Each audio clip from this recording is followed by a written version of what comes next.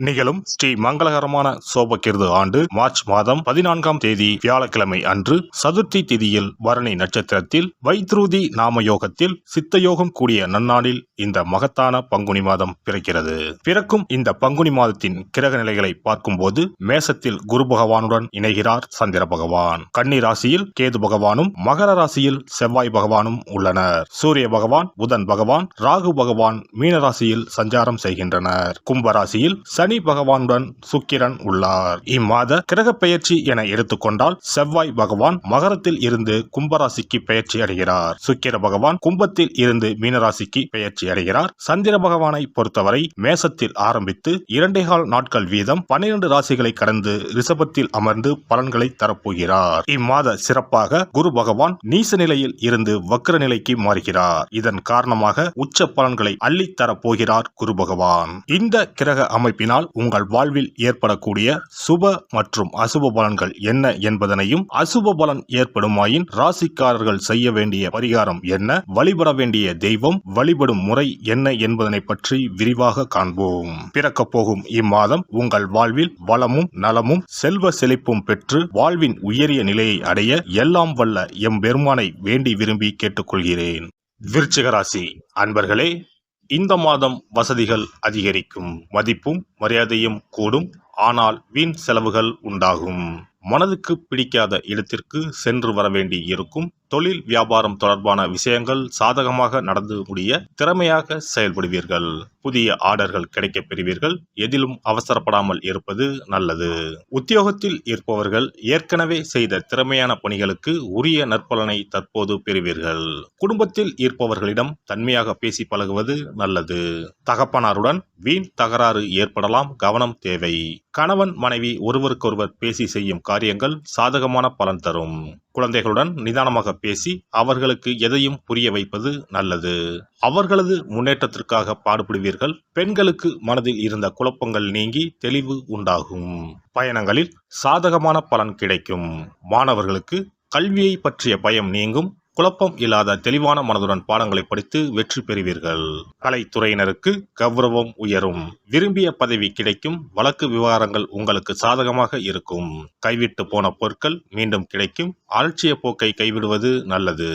அரசியல் துறையினருக்கு பணப்புழக்கம் அதிகரிக்கும்.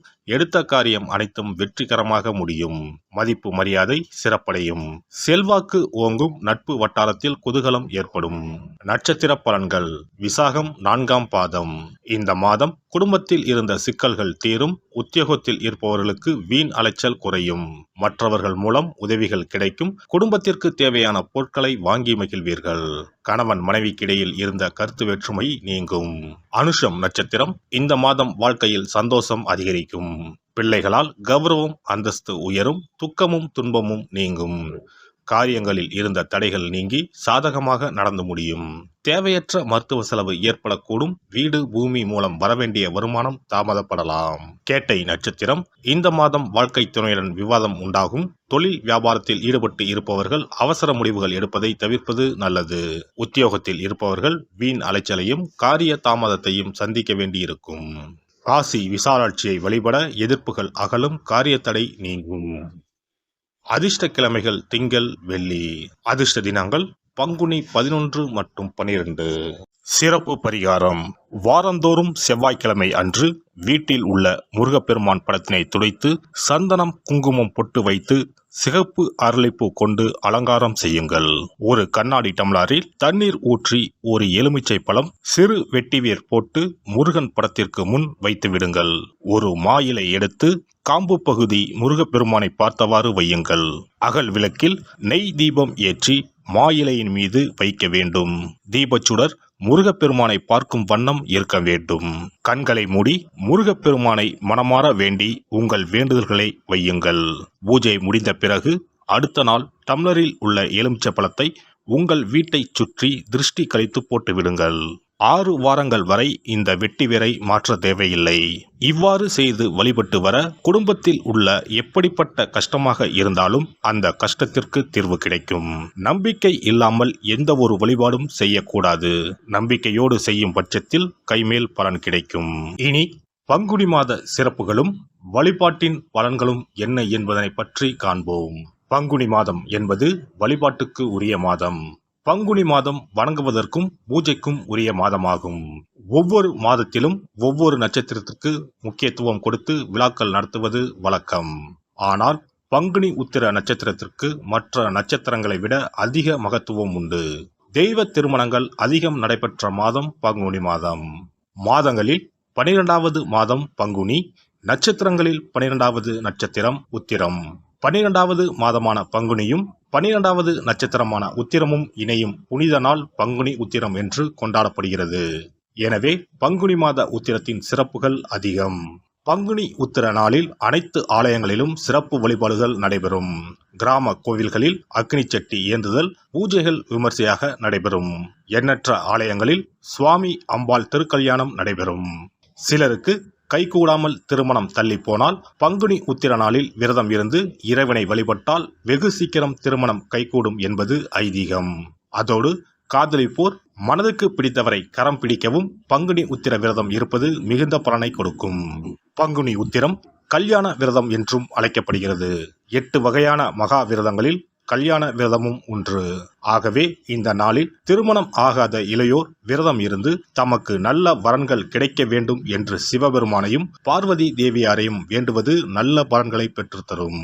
இத்தினத்தில் மேற்கொள்ளும் விரதம் மிகவும் விசேஷமானது. நீண்ட நாள் ஒற்றுமையுடன் வாழ விரும்பும் தம்பதியர் விரதம் இருந்து சிவனுக்கும் சிவ பார்வதிக்கும் அபிஷேகம் செய்வார்கள். இந்த விரதத்தை முருகனை வேண்டியும் செய்யலாம். அதோடு அன்னதானம், வஸ்திரதானம் செய்வதும் சிறப்பானது. ஜாதக தோஷத்தால் திருமணம் தடைப்பட்டவர்கள் வழிபாடு மேற்கொள்ளவும் சிறந்த நாள் இதுவாகும். செவ்வாய் தோஷம் காரணமாக திருமண தடைகளை சந்திப்பவர்களுக்கு பங்குனி உத்திரத்தன்று முருகனை மனமுருகி வணங்கினால் திருமண தடைகள் நீங்கி திருமணம் சுபமாக முடியும். குழந்தை பேரில்லாமல் தவிப்பவர்கள் பங்குனி மாத விரதம் இருந்து அம்மன் கோவில்களுக்கு சென்று வழிபட அந்த அம்மனின் அனுக்கிரகத்தால் நிச்சயம் புத்திர பாக்கியம் கிடைக்கும்.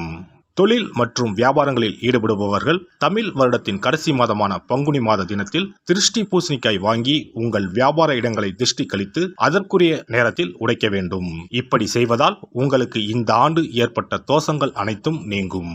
பங்குனி உத்திர நன்னாளில் நம்மால் முடிந்த அன்னதானங்களை செய்வது மிகுந்த புண்ணியம் தரும். எலுமிச்சை சாதம் அல்லது தயிர் சாதம் அல்லது சர்க்கரை பொங்கல் என அன்னதானம் செய்யலாம். அதேபோல் நம்மால் முடிந்த அளவுக்கு மஞ்சள், சரடு, குங்குமம், கண்ணாடி என மங்கள பொருட்களை பெண்களுக்கு வழங்குவது விசேஷ பலன்களை கொடுக்கும். முருகப்பெருமான் நமக்கு இதுவரை இருந்த காரிய தடைகள் அனைத்தையும் களைந்து நமக்கு நல்வழி காட்டி அருளுவார். பங்குனி மாதத்தில் அனைத்து நாட்களிலும் கோவிலுக்கு சென்று வருவது மிக்க பலனை தரும். மேலும் செல்வ செழிப்புடன் வாழ்வதற்கு உதவும். எல்லாம் வல்ல இறையருளால் நீங்களும் உங்கள் அன்பு குடும்பமும் உடல் நலம், நீலாயுள், நிறை செல்வம், உயர் புகழ், மெய்ஞானம் ஓங்கி வாழ்க வளமுடன். இந்த வீடியோ பதிவு உங்களுக்கு பிடித்திருந்தால் லைக் பண்ணுங்க, கமெண்ட் பண்ணுங்க, ஷேர் பண்ணுங்க, மறக்காம சப்ஸ்கிரைப் பண்ணுங்க, பக்கத்துல இருக்கிற பெல் பட்டனை கிளிக் பண்ணுங்க. நன்றி, வணக்கம். ஓம் நமச்சிவாய. சிவாய நம.